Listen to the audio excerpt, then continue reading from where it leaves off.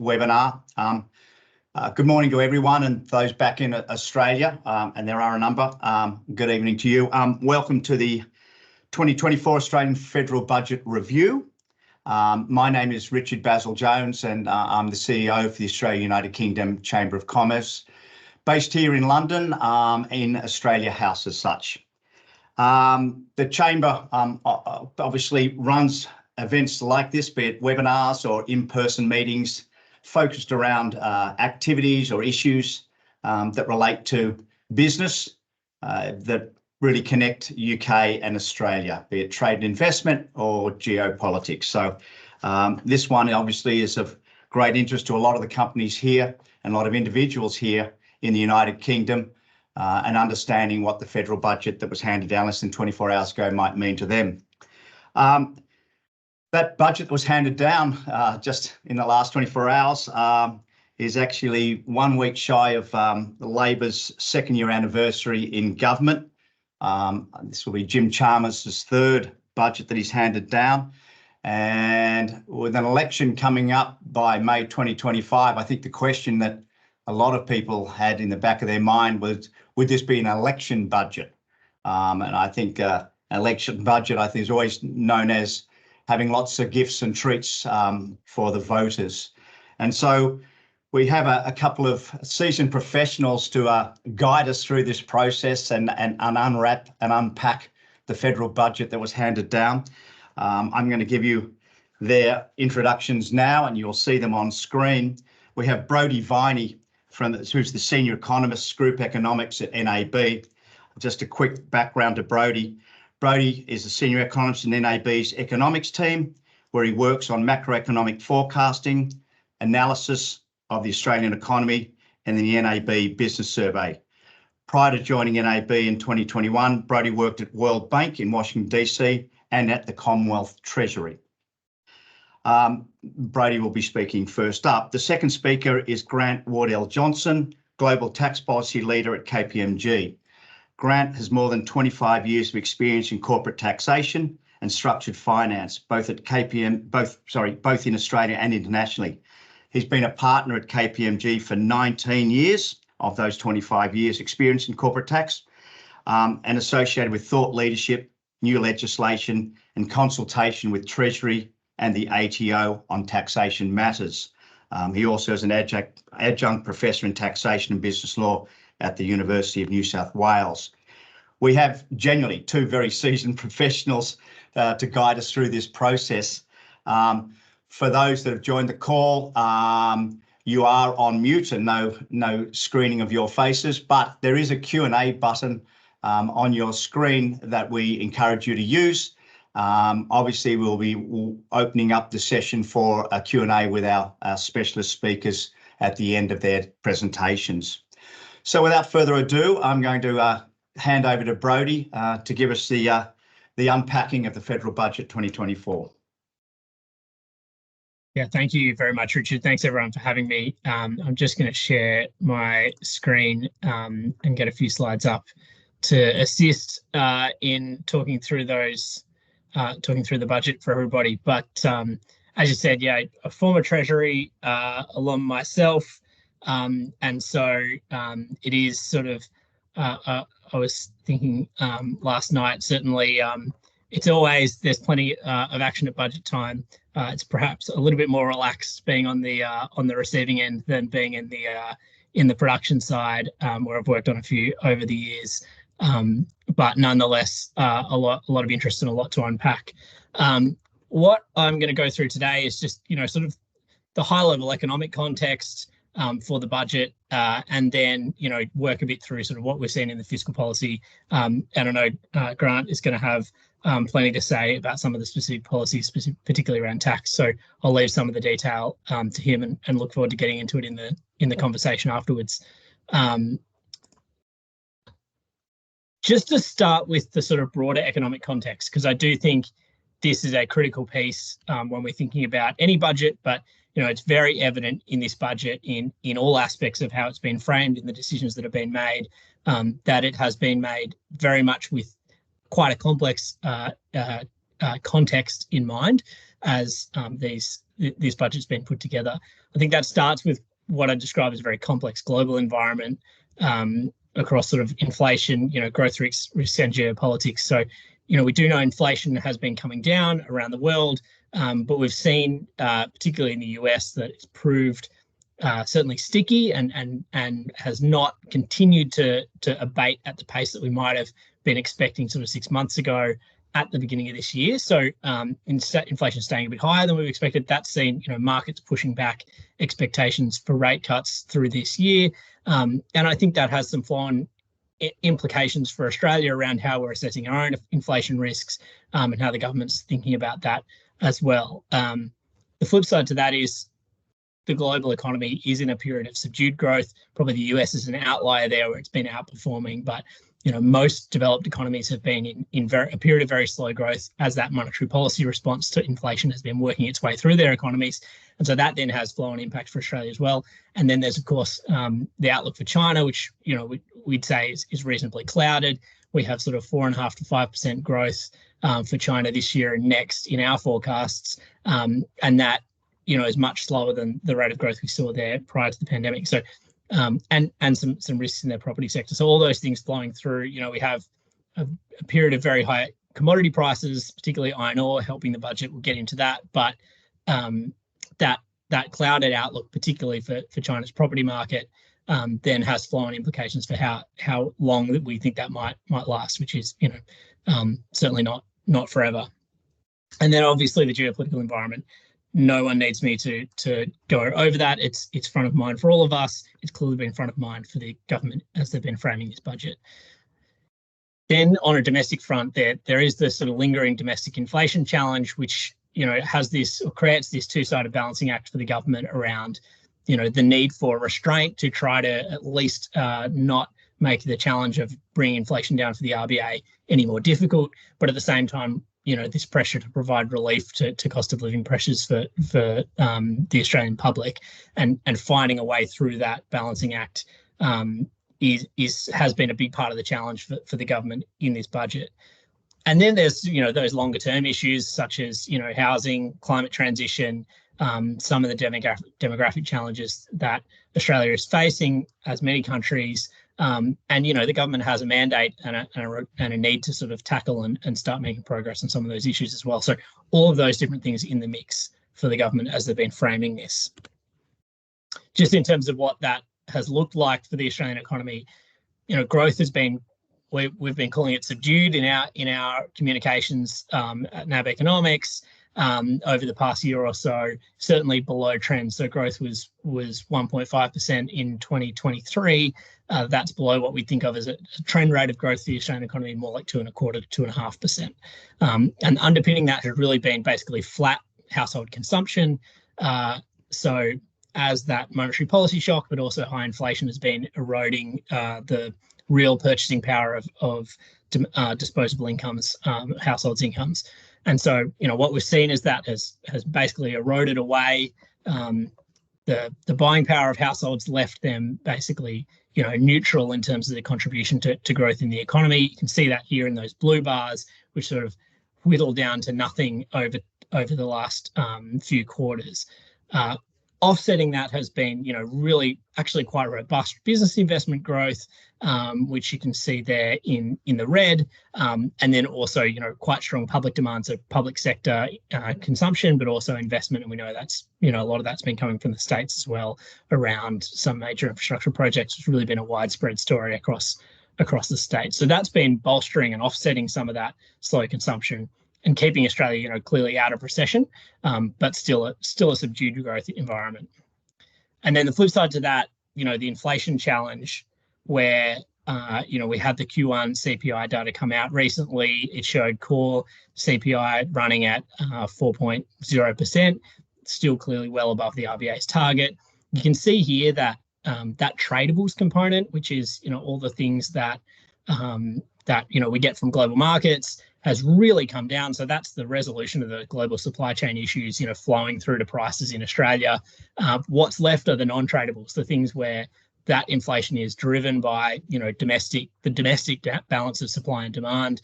the pace of wage growth, things like rents, and all of those wider sort of services sector prices have been, more robust, or certainly not coming down anywhere near as quickly as that goods and tradable side. Ultimately, here the challenge is, can we kind of slow the economy enough to allow the supply side to recover enough to bring inflation back into the target band? And we've always thought this sort of last mile was going to be the hardest. That's really what the RBA has been focused on all along. And it is a focus for the government going into this budget, and clearly that's a key piece of the context. I'll talk a little bit more about some of the specific measures they've done and the impact on inflation as we go.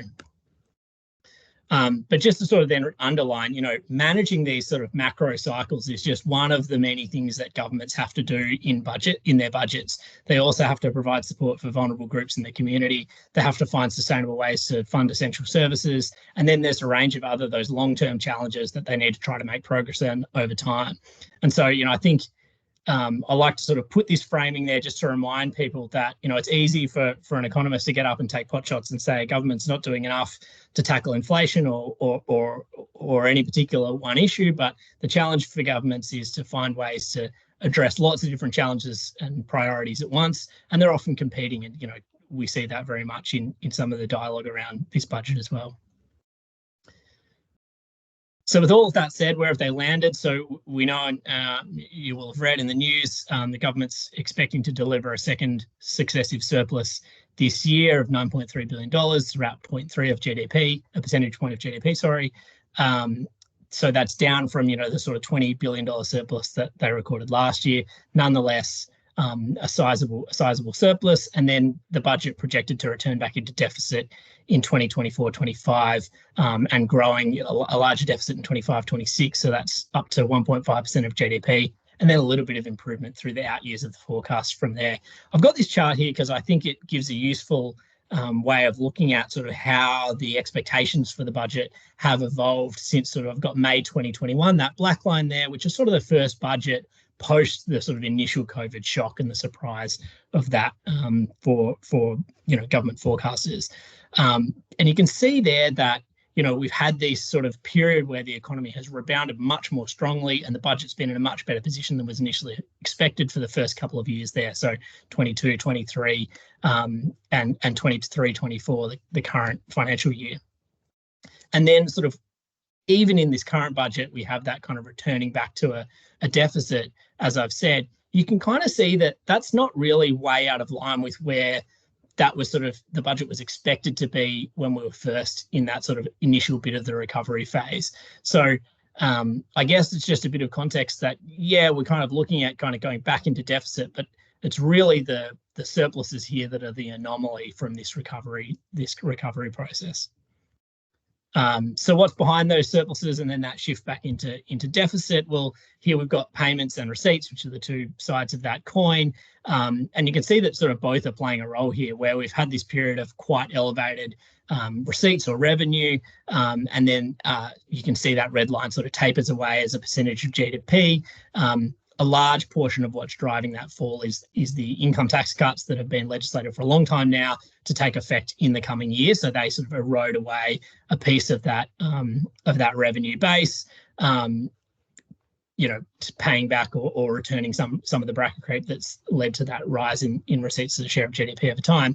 And then on the payment side, you can see, this sort of temporary hump in that blue line there, where the government's doing a lot of spending or increasing payments in the next couple of years, and then sort of that does sort of taper or stabilize a little bit through the out years there as well. This is then, what's behind those changes. So this is the change since the MyEFO, the last update in December to the government's budget. You can see that in these sort of blue and red bars. So the blue bars are the parameter variations, so the change in the budget from, changes in economic conditions and the take-up of government programs, etc. And you can see that that's been the real driver of the surplus in the current year. So no surprise there that, the stronger than expected performance of the economy, particularly low unemployment and strong wages growth, is flowing through to more income tax revenue for the government in the current year than was expected, as well as lower unemployment benefit payments. But then the real kicker has been, of course, higher than expected commodity prices. And in total, that's driven about $11 billion of revenue upgrades in the current year. And that's obviously lifted us into this, 1 year surplus or the second year of surplus that we've got for this year budgeted in there. From then on, those sort of parameter variations play much less of a role in what's gone on with the budget since the last update. And, you can see there that those negative red bars have really been the thing that's deteriorated the budget position since the last update. That's policy decisions. So the government's made, a whole raft of decisions here on spending and taxes, far too many to go through in a brief webinar. But the net effect of those has been, over this sort of forecast 4 years, about a $24 billion deterioration in the budget bottom line. So that's about $8 billion of improvements in the revenue side, but then $33 billion of net spending sort of costs there. And again, I'll point out, there's some savings in the mix there, but then also new spending as well, which has totaled more than the savings that they've delivered. So what's involved in that, and we can get more into some of these specific measures. So I just thought I'd highlight a few here for the audience. So obviously, cost of living relief is the major sort of centerpiece of this budget. There's obviously the government's rejigged tax package, which is around $20 billion in the current in the upcoming year. But they've also announced an extension and expansion of the energy bill relief package, which will now hit every household in Australia, apparently, with a $300 reduction in energy bills. That's costing $3.5 billion. There's some support for small businesses there as well as some additional increase in rent assistance, which is a much more targeted measure there, costing $1.5 billion. And then some freezes in medicine costs as well under the PBS, also a part of that sort of cost of living set of measures as well. But there's a range of other things in the budget beyond that. We've got a bit more detail on the government's Future Made in Australia package, some new announcements on tax rebates for processing critical minerals, for supply chains, for related skills. That's on top of the announcements that we've heard in the press around funding for solar manufacturing in Australia for batteries and quantum computing. There's also been an extension of the small business instant asset write-off. And then some additional, significant measures have been announced around the education sector, particularly the relief for HECS, but also some proposals to change the way international student arrangements work. Basically, talking about limiting the number of international students that can come to Australia to universities based on making sure that universities have enough housing to meet that inflow. And then, sort of also in the housing space, some additional funding for states to provide sort of housing-related infrastructure, some extra funding for homelessness, as well as some changes to arrangements for foreign investment in the build-to-rent sector. So lots of different moving pieces there. I think the through lines here are, that cost of living, that inflation challenge being front and center for the government when they're making these decisions, wanting to try to provide some mechanisms to protect or support households through that. But then also sort of trying to start to tackle some of those longer term challenges around housing, around climate transition there. You can see, as well as, I think there is a bit of a geopolitical lens, particularly to the Future Made in Australia aspect as well. So there are a few that I would highlight, but there's actually, many more measures in the budget as well, far too many for us to discuss today. So, and I'll leave maybe some of the more detailed discussion to Grant as well. So then sort of just want to get into sort of what does that mean for the economic outlook and particularly for inflation. And I want to talk through some of those impacts in a bit of detail, but just at a high level, the budget shows the unemployment rate ticking up, getting to about 4.5%. That's basically unchanged from the forecasts in the previous budget. And that's in line with our own expectations for where the unemployment rate will sort of get to in this sort of easing cycle that we're in. We'll actually get an update on the unemployment rate tomorrow, so we're sort of all keenly awaiting that in the economics fraternity. Currently at 3.8%, so still very, very low. 4.5% would be some deterioration from there, but we don't see that as a major sort of unemployment crisis. 4.5% would still be a much lower rate of unemployment than we had prior to COVID. So that's sort of what the RBA is penciling in as well, maybe a little lower from their perspective. It's certainly in line with our forecast for the unemployment rate. And likewise on growth, and I can get to this in our next slide, but they do see a bit of a pickup in GDP growth coming, and that's in line with their own thinking. And then sort of at this stage, we don't see this budget as leading to, a major reevaluation of our inflation or interest rate outlook, but I want to get into the technical detail of that in a second. Longer term, still those challenges around demographics, climate, housing for the government to grapple with. So just this is the growth forecast from the budget and a comparison to our own and to the RBA's. So you can see there, sort of expecting the current financial year 23-24 to be, a bit of a nadir for the growth rate in that it will likely be the sort of low point in this cycle. And that's in line with their own expectations. We're probably a shade more pessimistic on growth in the current year. And then sort of see growth starting to recover, particularly from the second half of this calendar year, but then into 2025. And underpinning that is that we do see that household consumption component of GDP starting to pick up and gather some momentum over time. The reality here is that, households have been under a lot of pressure, but some of those pressures are set to ease. We know that wage growth is reasonably strong in nominal terms. We know that inflation has eased a lot. And we also have, a more stable monetary policy situation. So, we don't have new interest rate rises in our forecast period starting to eat further into household incomes. And of course, that tax cut package, as well as some of the additional measures the government's announced in this budget, will then also sort of flow through into household income. So all of that means we see real disposable income for households. That's the real value of their income after taxes, after interest payments, starting to grow again, starting to recover over the coming year. And as that happens, we think that then flows into spending by households at the margin. So that's been our expectation for a while. It's been the RBA's expectation for a while. It's not a dramatic change. In fact, probably it's taking a little longer than we might have initially thought when we sort of kicked off this whole process. And so, that's not an unreasonable set of expectations for the budget to be based on in terms of forecasts. And then, of course, the kicker, and I think this is the central talking point coming out of the budget, is that sort of outlook for inflation and what that then means for interest rates and monetary policy. So the way the government's framed their cost of living relief measures, particularly the way they've designed these energy relief and rent assistance subsidies, is that they flow through to actually reducing people's bills rather than being sort of a handout directly to the household. And what that means is they change the way that those bills are reflected in the CPI as measured by the ABS.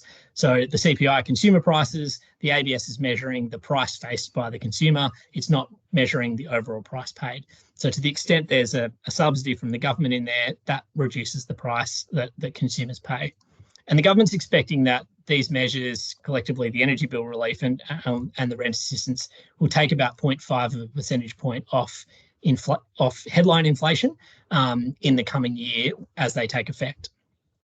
And probably don't have real reason to dispute that particular figure. I think that's broadly right.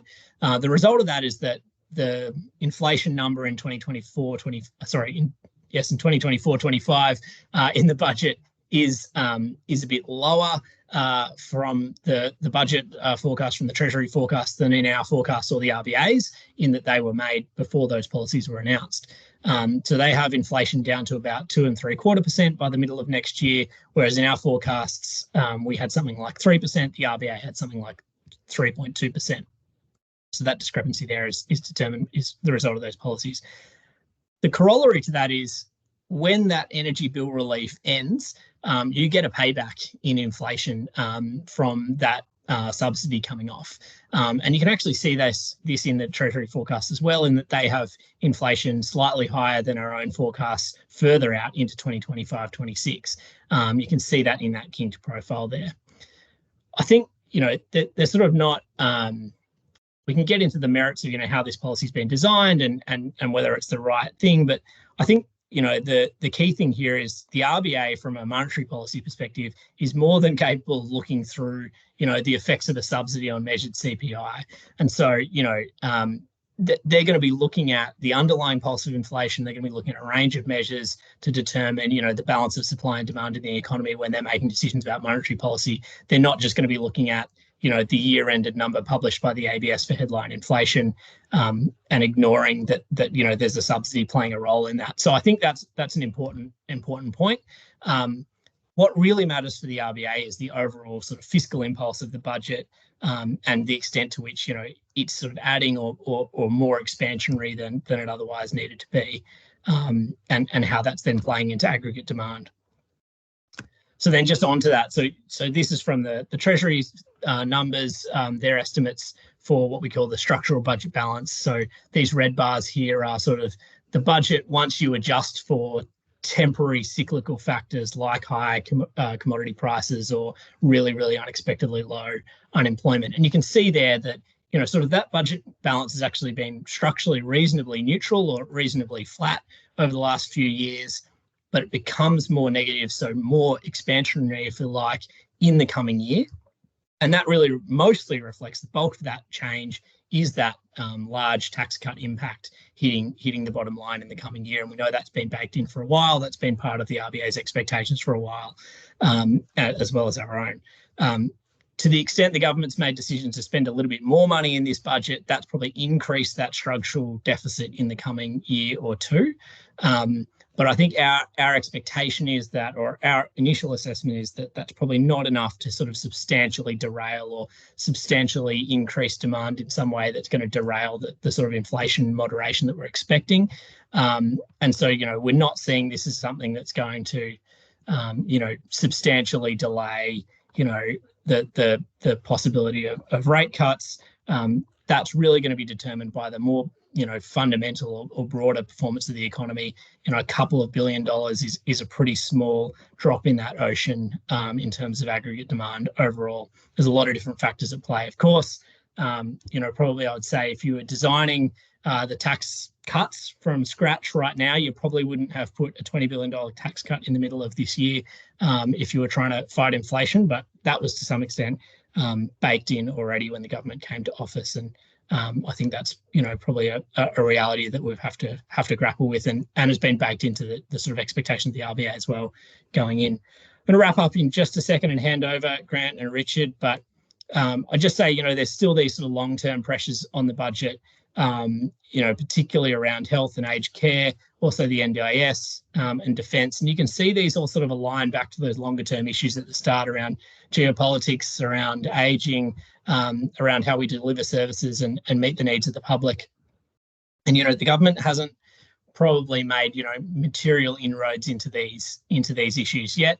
To be fair, they're incredibly difficult issues to make inroads into, and come down to really complex policy and service delivery questions that governments have been grappling with for a long time and are grappling with around the world.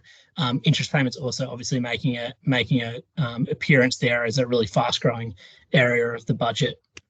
But I think the other sort of framing then is that net debt, the debt outlook in this budget isn't that much changed from where it was before, and is actually quite a bit lower than it was 12 months ago, which is the dotted lines you've got there.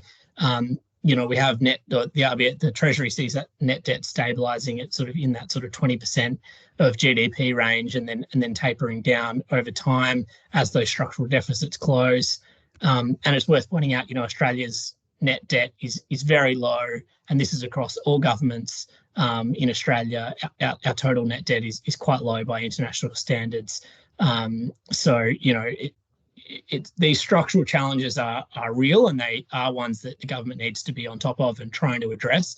But it's probably not at the point where we're in a crisis where if we don't deal with it next year, it's all over for Australia. We're a long way from that. It's about making gradual progress on those things to make sure that we're keeping a lid on those pressures over time.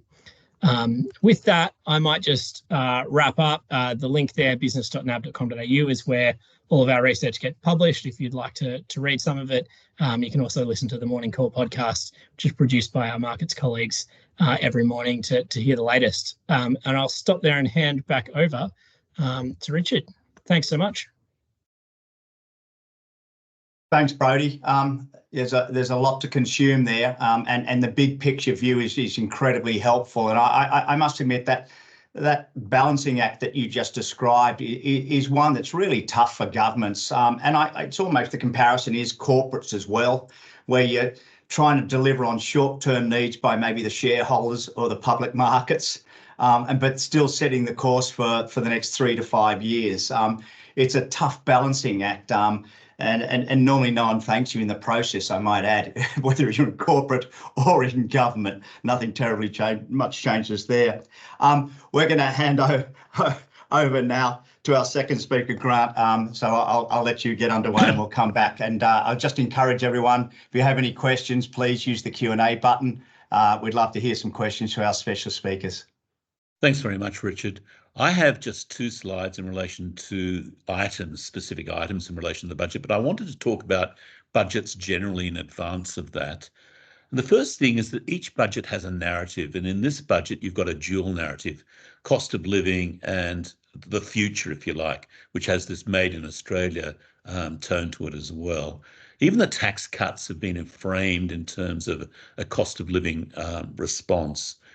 Now, in many budgets, you end up with a match between the narrative and what's actually happening, which is a very good thing. So if you take one of the great budgets, it would be Costello's 2005 budget on the Future Fund, and it matched the economics of the time, which was very much a surplus created by the iron ore and coal price. If you take the opposite, you might say the 2014-15 budget, which you probably remember in terms of lifters and not leaners, where the whole theme and narrative of the budget is we all need to contribute. And that wasn't construed as what the budget was about. So there was a mismatch between that narrative and the actual construction of the budget. Although there might have been many good things in that budget, there was a misconstruction there that led to difficulties in relation to that. The second point I want to make is there is a risk in evaluating budgets within 24 hours. And I've actually been involved in budget responses for some period of time. There is a seduction in the narrative of a budget, and it can obfuscate certain things. And going back to that 2014-15 budget, that was the one where there was a cut in health and education by 80 billion over 10 years. That wasn't actually revealed until about 2 days after the budget came down, which was sort of unusual. But I just want to say that there is a seduction in relation to budgets. The third point I want to make is it's hard to put a perspective on numbers. And in 2 regards here. One is a lot of the packages fall both within the period of the forward estimates and outside it, and some a long time outside it. And 2 of them I'll come to in relation to that when we go through some of the detail. Also, the concepts of billions and hundreds of millions are not well understood by the community. So if you have $100 million project over 5 years, that is not very much at all. But people see 100 millions and billions in a melded way where it's very hard to put that perspective on what's happening. The fourth one I want to make is it's very hard for a pre-election budget to deal with deep-seated structural issues. And I suggest that this budget does not deal with deep-seated structural issues, although it has a future tone to it. But I would have thought that's a big ask in terms of a pre-election budget. And the fifth point I want to make is there's a difference between a budget coming down and something being legislated. If you go way back into the Keating's last 2 budgets, virtually none of that was legislated when the Labor Party lost power in 1996. So to keep that perspective in mind. Now with that, I'm going to share my screen and Hopefully you'll be able to see this. So the first point I want to make in terms of individual taxation, and this is be well known to all of you, but I just thought I'd put it on the screen here. In purple, there's the current position to 30th of June, and then the new tax cuts as were legislated in March of 2024. And you can see the threshold from 19% to 16% at the 18,200 kick in, the change in the 30 rate to 135, and the 37 rate is maintained at 135 to 190, change from the 180, and then the 45 rate kicks in at 190 and not 180. And I've got in grey what was the original proposal in relation to the stage 3 tax cuts. Grant. Yep. Grant, we can't see that slide at this time. Could you just? Sorry. That's right.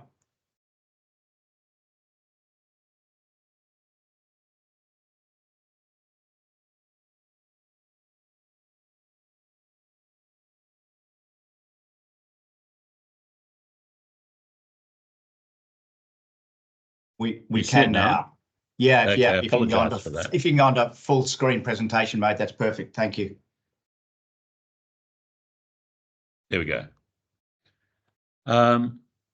Sorry, so there's the 16, the 135 to 190 change, and the 190 change, as you can see in the new tax cuts as against the old one. And I've got in grey the package that had existed in terms of the original stage 3 tax cut, which was simpler, but as the Labor Party pointed out, these tax cuts affect all taxpayers, so 13.6 million taxpayers. The average is 1,888. That's 84% get a bigger tax cut, and 90% of women get a big tax cut. What I think I glean from this is that it's very hard to do phased tax reform, so that when your third phase comes into play, the politics is actually quite different. And if you recall the corporate tax cuts that the coalition tried to put in place, and it was phased, the earlier parts were put in place and the latter parts were actually dropped. So it's very hard, I think, for phased tax cuts to actually work. Brody referred to the energy rebate. So it's $300 for 2024-25 bills. Don't be deceived insofar as it says over 3 years in part of the budget statements. That's because its effect is over a 3-year period, but it's only for 1 year of bills. And as he pointed out, it doesn't impact underlying inflation. And what it is the government kicking this down the road in relation to solving that problem. 10 million households for $300 and 1 million at $325 for small businesses. And Brody also mentioned the increase in the Commonwealth rent assistance by 10% this year, 15% last year. For a long time, for a few decades, CRA had been increased by CPI, and it fell well behind the actual rental increases. So the government's trying to rectify that, and that's part of that approach. 1.9 billion over 5 years. And the HEX help, which has had some publicity. So we're now limiting that to the lower of CPI and the wages price index. It's retrospective to the 1st of June 2023, given the 7.1% inflation. And so, yeah, that's what that does is it actually just extends the debt period. It cuts short the debt period. So it's not necessarily an instant relief, and the relief is dependent upon the income of the particular participant in the system. Superannuation on Commonwealth paid parental leave from births from 1 July 2025, 1.1 billion over 4 years. The cap on international students is really part of the housing package, but what the government's saying to universities is, okay, well, if you want additional international students, you're going to have to deal with the provision of housing. There's little detail as to how that's going to work, and I should imagine that will be practically very difficult, but there'll be consultation in relation to that. And I just thought I'd drop that there are migration changes. Part of the theme here is there's a regional allocation of permanent places, skill requirements changes, and there's money for data matching in respect of that. And if I move to the next slide, oops, sorry. Here's the business take. So you've got nearly 20 billion of the Future Made in Australia focus. It's made up of a number of components. There's a critical minerals production tax incentive, which I think applies to 31 critical minerals. Note the 7 billion for this is from 2027 to 2041. And what the credit is a credit in relation to process costs for certain qualifying supply chains. So they want the refinement and the processing of these critical minerals done in Australia, hence the in Australian context. There's also the hydrogen production tax incentive, which is 6.7 billion over 10 years. And there's an additional program there on hydrogen Head Start at 1.3 billion. Again, and that 1.3 billion is over 10 years. So again, mostly out of the period of the forward estimates. And then there's a series of smaller programs. So there's a Clean Energy Manufacturing Innovation Fund, 3.2 billion over 7 years.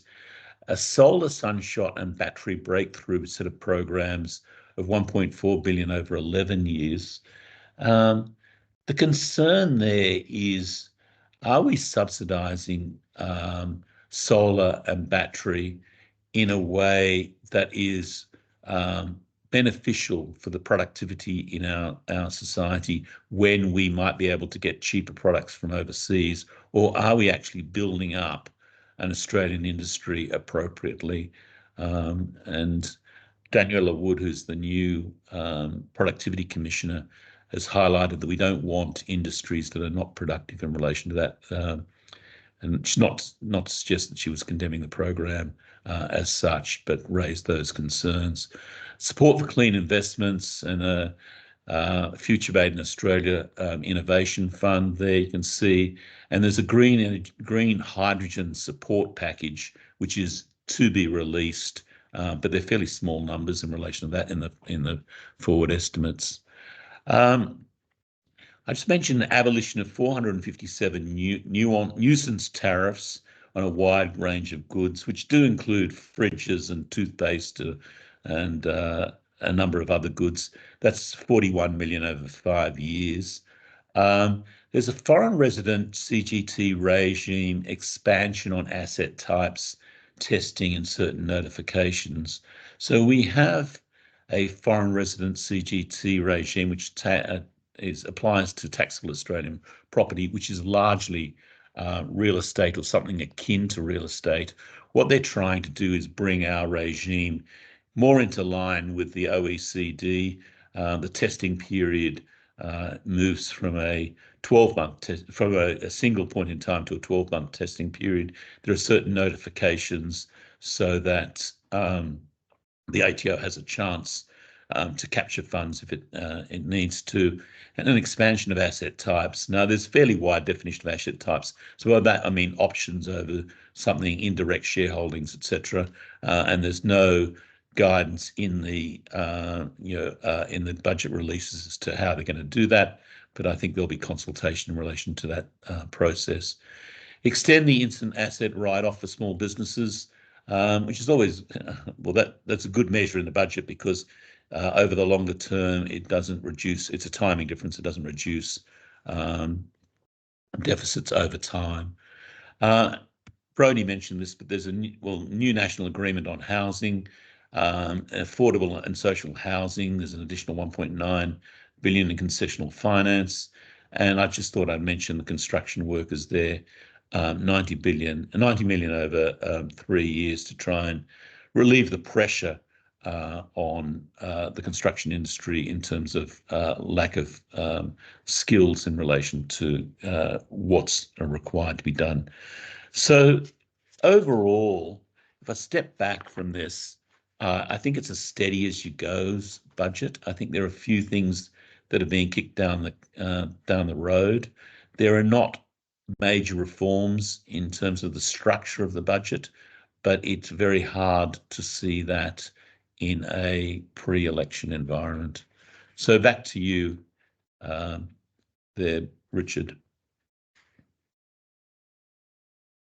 Thanks, Grant. It's interesting as you talk about steady course. I saw a good headline a couple of days ago, pre-release of the budget, which was Chalmers has navigated a steady course, but can he nail a tricky landing?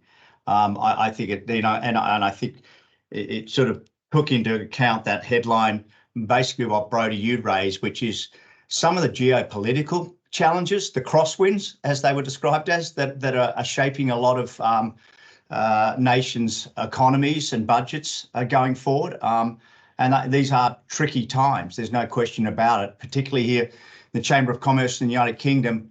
We're sitting amongst various policies and agreements that we hear about and we're involved with, from the free trade agreement between Australia and the United Kingdom to the defence alliance around AUKUS and Pillar 1 and Pillar 2, and how these plates of alliance and economies are shifting.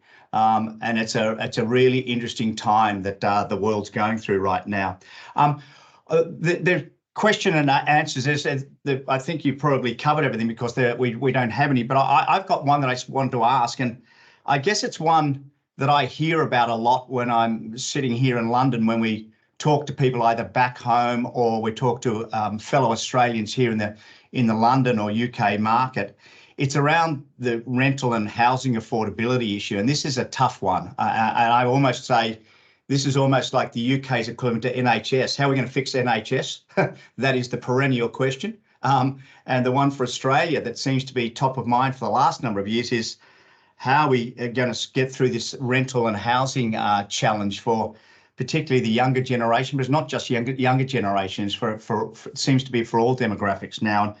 I know you both referenced the increase in rental assistance to try and and continue that remedy process, but it sounds like there is no quick fix. And I'm trying to get a sense of what are the longer term or mid-term measures the government should be taking, or maybe haven't been taking or need to take to get on top of that one. Is there a mid-term fix, an easy fix?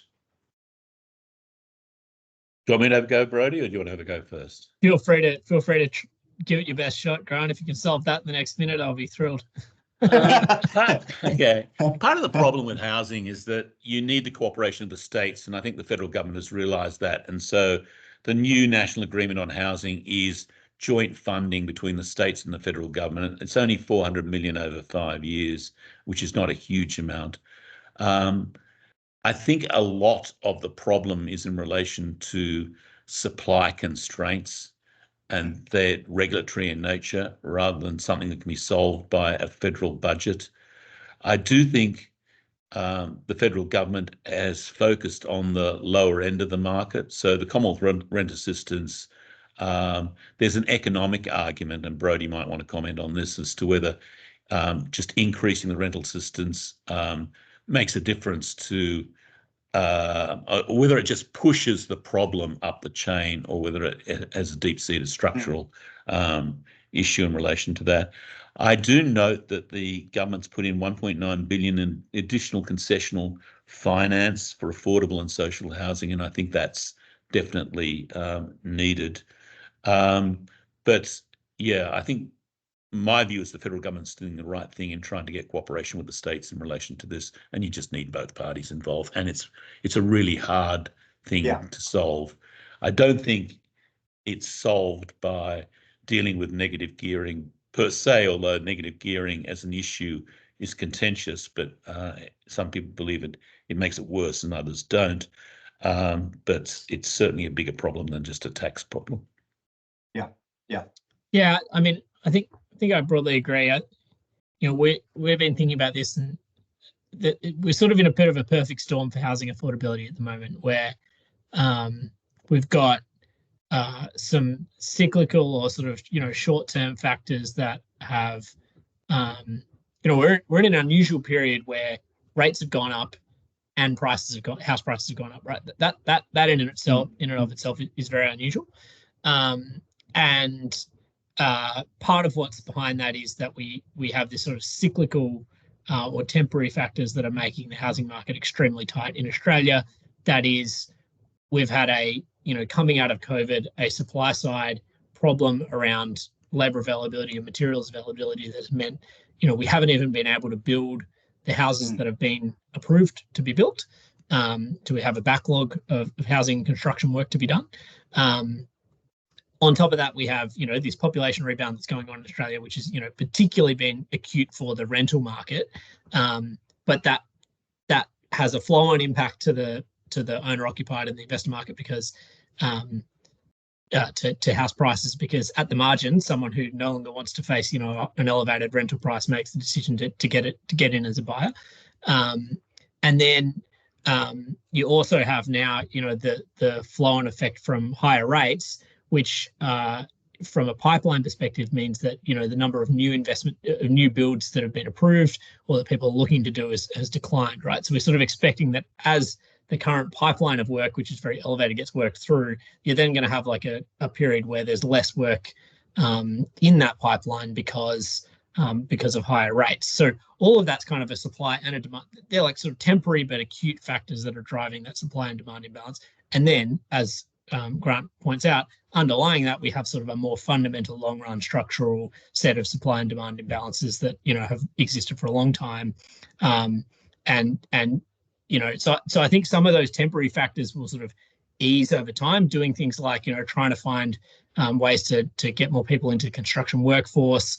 It helps, we saw in the Victorian budget last week, the Victorian government stepping back from some of its own infrastructure and build pipeline in an attempt to free up some of that resource for the housing sector as well. So things like that are helpful on the sort of short-term supply side. We also think, some of that population growth story is going to naturally sort of normalize a little bit, and the government's then also obviously doing plenty in that space as well. So, some of those things will sort of normalize, but then what you're left with is still that underlying structural problem that Grant pointed to, and that's where it comes down to, I think exactly as you said, those supply issues around planning, zoning, approvals, but also I do think, not to get totally sidetracked onto this debate, but, the capital gains and negative gearing story and the tax side, I think at the margin does have an impact, because it has an impact on the relativities among, or the attractiveness among different kinds of buyers. And I do think that then ultimately, has some impact on prices as well, and accessibility for, if what we think about in housing affordability is owner occupiers, if that makes sense. So there probably is an impact. I would say there, how much of the, it's not necessarily a silver bullet, I would say. Maybe that's a long-winded answer, but there's a lot of different dynamics there, and it's difficult for governments to get through to make headway on any of those individual things, let alone all of them. Just to add to that, Richard, Australia is not isolated in relation to this problem. This is a significant global problem. And I agree with your comments. It's an intergenerational fairness issue of significance. Yeah, no, very much so. I mean, look, it is just one of those classic conversations you have regularly with people. And as I said, if the UK's regular conversation is the NHS and health system, that's a regular conversation. The one we have with Australia is home ownership and rental market. And again, we had the fortune of having the opposition state health minister, and she made very similar comments. This isn't an easy fix. She was very open and very honest about the comment. This isn't an easy fix, and if it was, someone would have done something about it a little while ago. So look, I'm going to wrap things up. We're slightly ahead of time, a few minutes ahead of time, but I do want to thank Brody and Grant for your input. It was a really thorough presentation, and I think everyone will have had a really good understanding of not only just what was handed down in the last 24 hours and the impact going forward, but the bigger picture, which I think is really, really important, because I think, Grant, you made this comment referring to previous budgets. This is a budget, but it's a budget in a time of, and you've got to look at the longer picture and what will get legislated and what mightn't get legislated, and what that amount of money might mean over 5 years or 10 years versus what does it mean today. So a lot of interesting facts coming out of that presentation. So, gentlemen, thank you. And to our audience, thank you very much for joining us. And we look forward to seeing you again and hearing from you again. Thank you. Thanks, everyone. Thanks, Richard. Thanks, Ryan. Thank you.